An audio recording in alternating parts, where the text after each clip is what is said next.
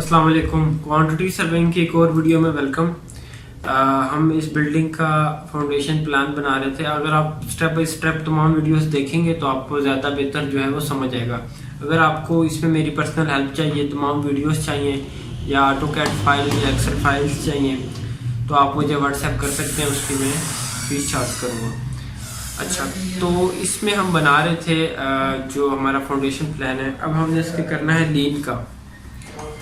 तो ये जो हमारे पास फाउंडेशन प्लान में लाइंस थी, ये थी लीन की। इस पे अब हमने बनानी है फुटिंग की लाइन।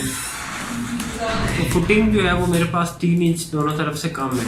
ठीक है, किस तरह कम है अब इसकी आप सेक्शन देखें तो ये वाली 4 फुट 6 इंच मेरे पास थी टोटल विड्थ एक्सीवेशन की, लेकिन जो इसके मेरी आरसीसी है वो मेरे पास है 4 फीट। ठीक है, ये देखें 4 फीट, ये मेरे पास आरसीसी 4 फीट है। यहाँ पे मैंने लिखा भी हुआ है, तो ये दोनों तरफ से 3-3 इंच कम होगी। ये यहाँ पे लिखा हुआ है 3-3 इंच, इस साइड से भी और इस साइड से भी हमने इसको 3 इंच कम कर लिया।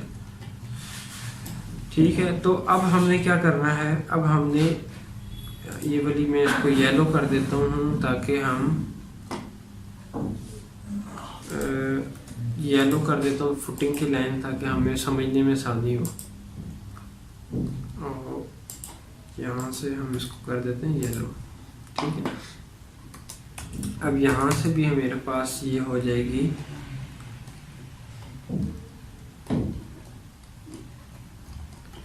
यहाँ से मेरे पास आ जाएगी 3 इंच। मैंने इधर से इसको कम कर दिया, तो मैं इसको लेयर को मैच कर लेता हूँ। ये अब 4 फीट आ गई मेरे पास। जो इसकी कंक्रीट की जो विड्थ थी वो मेरे पास 4 फीट आ जाएगी। ठीक है, अब यहाँ से आप देखें 3 इंच हो गए, ये वाला 3 इंच ये होगी लीन, और इसके दरमियान 3 इंच कम है, ये और ये दोनों, ये 3 इंच इधर से 3 इंच इधर से। ठीक है, 4 फीट इसकी टोटल विड्थ है। इसी तरह अब हमने सेम बनाना है। ये मेरे पास ऑलरेडी बना हुआ है, ये मेरे पास लीन थी। ठीक है, WF2 की 4 फुट 6 इंच, फिर जो फुटिंग थी वो 4 फुट थी, फिर उसके बाद 18 इंच का स्टेप था ब्रिक का।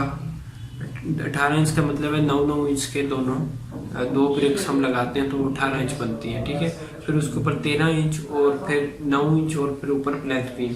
सबसे पहले नीचे 4 फुट 6 इंच विड्थ में एक्सीवेशन की और 4 फुट डीप गए, और उसके बाद नीचे 3 इंच की हमने की PCC। ठीक है, फिर हमने उसके ऊपर की 9 इंच की RCC जिसमें हमने स्टील यूज़ किया। उसके बाद हमने 6 इंच के 2 स्टेप लगाए ब्रिक्स के, 18 इंच के वाइड। फिर हमने 13.5 इंच के 2 स्टेप लगाए, मतलब एक 9 इंच का और एक 4.5 इंच का। फिर हमने 9 इंच की वॉल लगाई कंप्लीट ग्राउंड लेवल से। फिर जितना हमने उठाना था साइड ज़मीन से अपनी बिल्डिंग को, वो हमने उठा के और प्लेंथ बीम डाल दिया। तो यहाँ तक हो गया हमारा काम क्लियर। अब जो इसका हमारे पास नेक्स्ट स्टेप है वो ये है कि अगर आप इसको देखें, अभी यहाँ पे मेरे पास जो 18 इंच का अगर मैं बनाना चाहूँ तो वो भी मैं उसमें बना सकता हूँ। उसके लिए मैंने फिर वॉल का ले लिया सेंटर, और इसको मैंने दोनों तरफ 9-9 इंच का मैंने ऑफसेट ले लिया। ठीक है, तो अब ये मेरे पास टोटल हम इसकी चेक कर लेते हैं विड्थ 1 फुट 6 इंच। अब ये 1 फुट 6 इंच का है, ये मेरे पास 18 इंच का जो स्टेप है ये वो हमारे पास आ जाएगा। ठीक है, और इस तरफ यहाँ पे भी 18 इंच का है, तो यहाँ पे भी ऐसे हमने बनाया नहीं हुआ, लेकिन अगर हम बनाना चाहें तो हम इसका भी प्लान बना सकते हैं।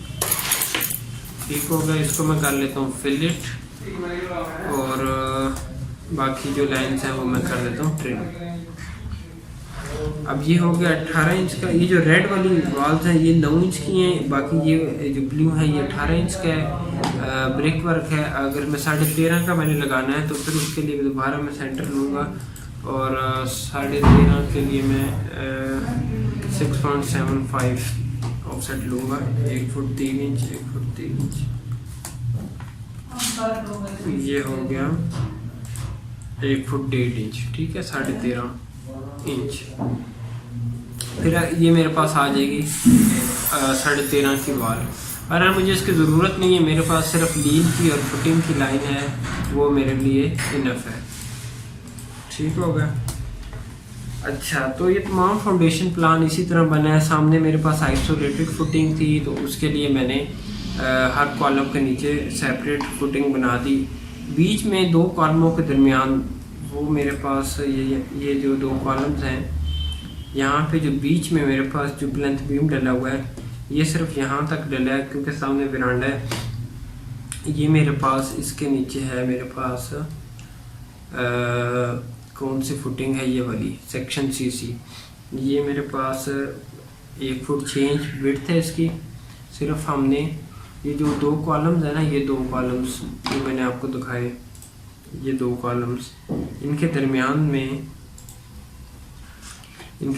में हमने सिर्फ 2 फुट नीचे जाना है ज़मीन से, और 1 फुट 6 इंच हमने विड्थ रखनी है उसकी एक्सिबिशन की, खुदाई की, और 3 इंच की हमने सिर्फ पीसीसी डालनी है जो कंक्रीट होती है, 1 3 6 की या 1 4 8 की।